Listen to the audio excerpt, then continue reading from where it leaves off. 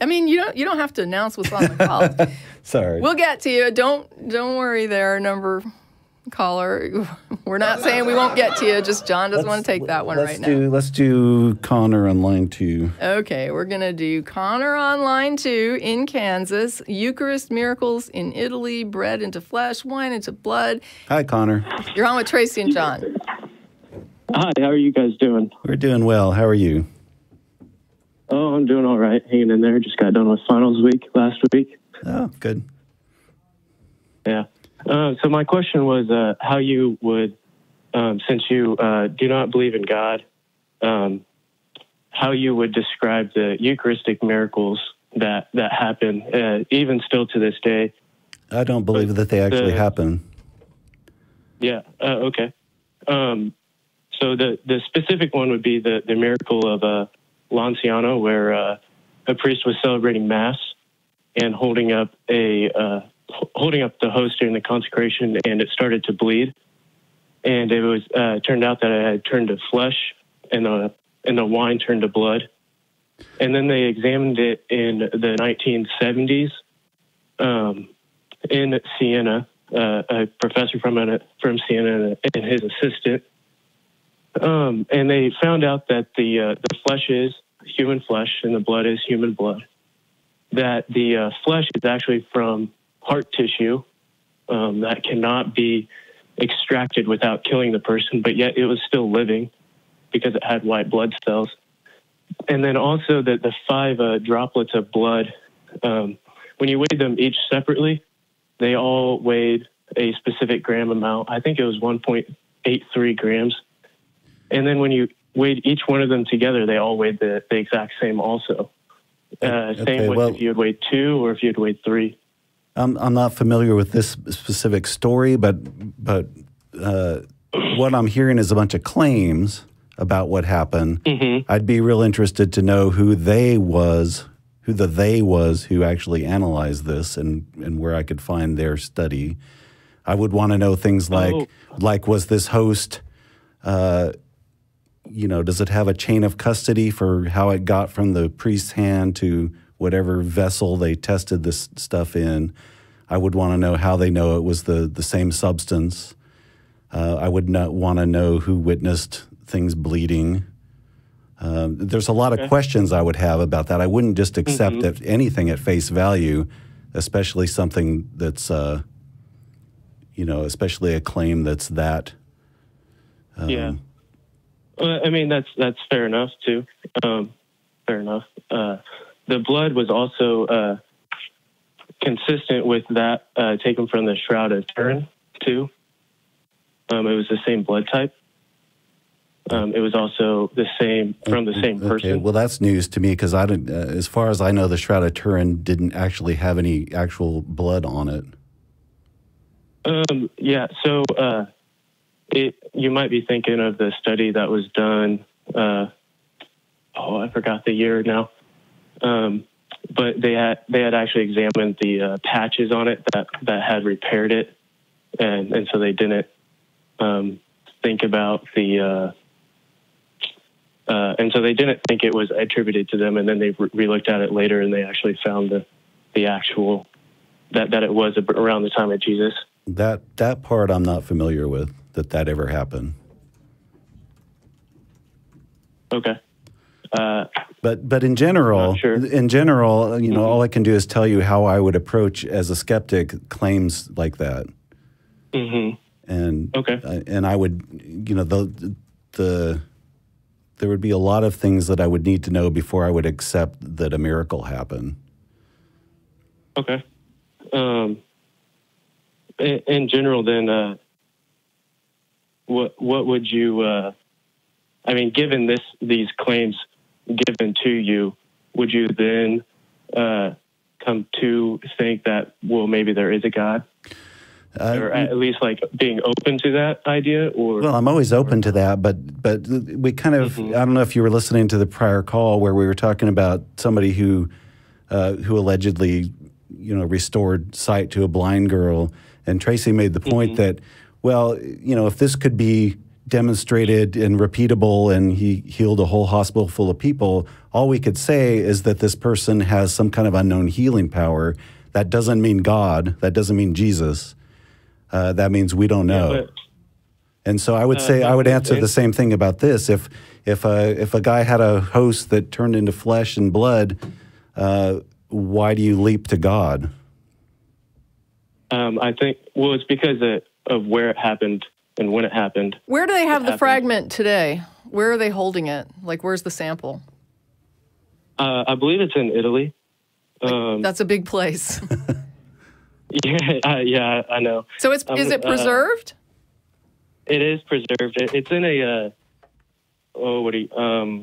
a monstrance of sort.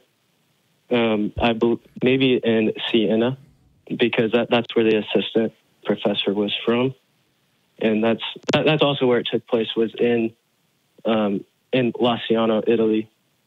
Oh, wait a minute. Okay, wait. So that's something we would have to look up. No, I did look up, and I might be. All right, I might be confusing this, but are you? There's a Eucharist miracle that's logged online as the Lanciano, Italy Eucharist miracle, and it's the 8th century. Is this the one you're talking about? That would be correct. Okay. Go ahead, John. So this happened in the 8th century AD. And they tested it against the Turin. And they tested blood types in the 8th century? Or they tested it today? No. They tested it in the 70s and 80s. Oh, but the alleged transformation occurred in the 8th century. In the 8th century. How do they know that this happened?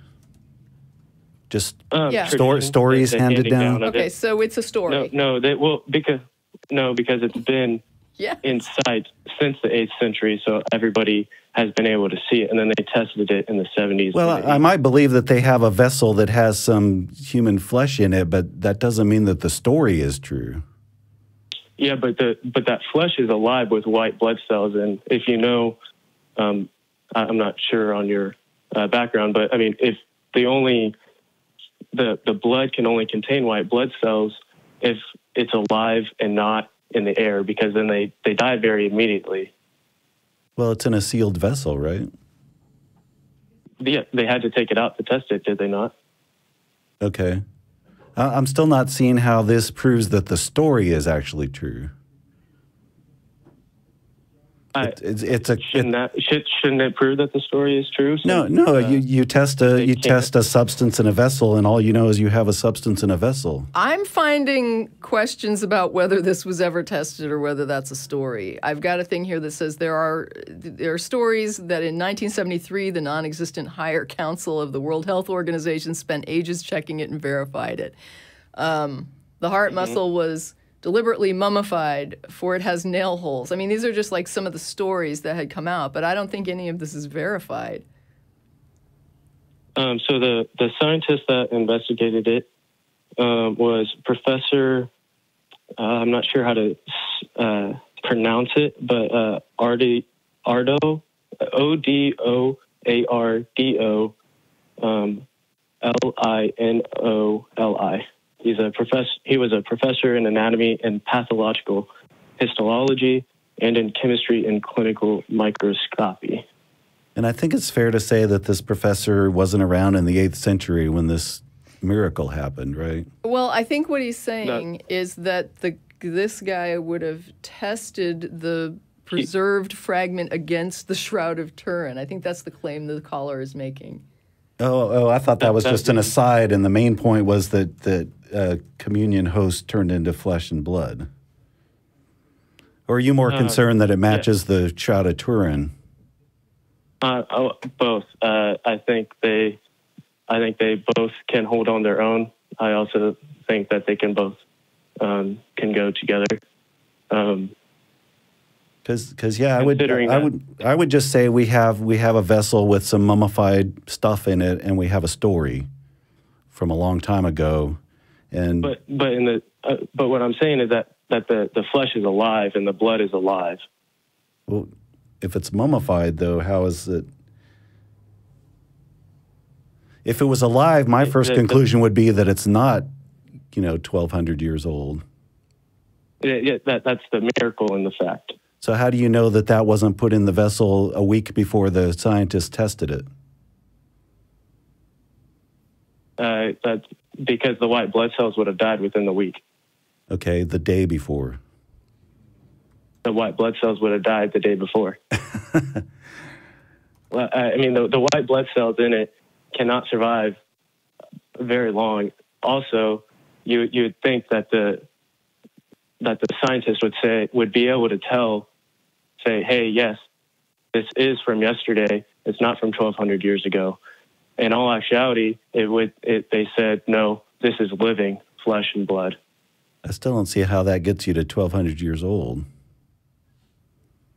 Because it's constant. It's constantly been like this. How do you know that? Because it's been in visual acceptance. Everybody's been able to see it since. Yeah, I'm looking at. I'm trying to find information on this, and all I found right now is somebody posted and said the problem is there's no. Well, they said that they're posting at a forum, and they're saying that this guy, Dr. Edoardo Linoli, examined the Eucharist host at Lanciano and found it to be composed of human heart muscle. And the blood was human blood type AB, and that his findings were confirmed by higher council of the World Health Organization. The problem is that there is no higher council of the World Health Organization. The World Health Organization does not have such a structure, and the findings are only found at Catholic websites. This sounds so, and it's, So it sounds like the analysis is also a story that can be confirmed. If there's a paper, like if this guy did a paper on this, if he submitted a paper on his testing and his findings, which this would be, I think, worthy of a peer-reviewed journal publication. Yeah. So let's go ahead and find where he actually published his findings for any sort of peer-reviewed journal for, you said he's a biologist, I think, or whatever his field is. Did he submit his findings for peer review? Did he submit this research so that it could then be looked at by other people in his field in a journal where he would talk about his methods for testing and all of that? This should be recorded since it's a modern test that was done. Right. Does that make sense?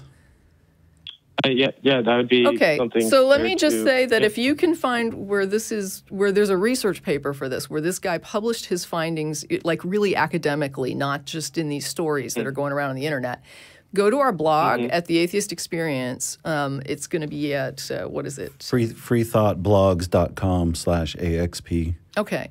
And there will be a open thread for this show, right, for me and John today.